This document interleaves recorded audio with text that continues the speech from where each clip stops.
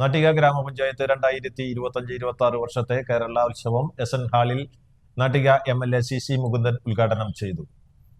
അപ്പോൾ ആ കാലഘട്ടത്തിൽ ഞാനും ഒരു പഞ്ചായത്ത് മെമ്പറായി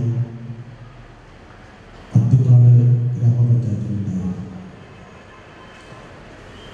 അപ്പോൾ യുവജനോത്സവം എന്നാണ് അന്ന് നമ്മുടെ കേരളത്തിൽ പ്രഖ്യാപിക്കപ്പെട്ട ഉത്സവം.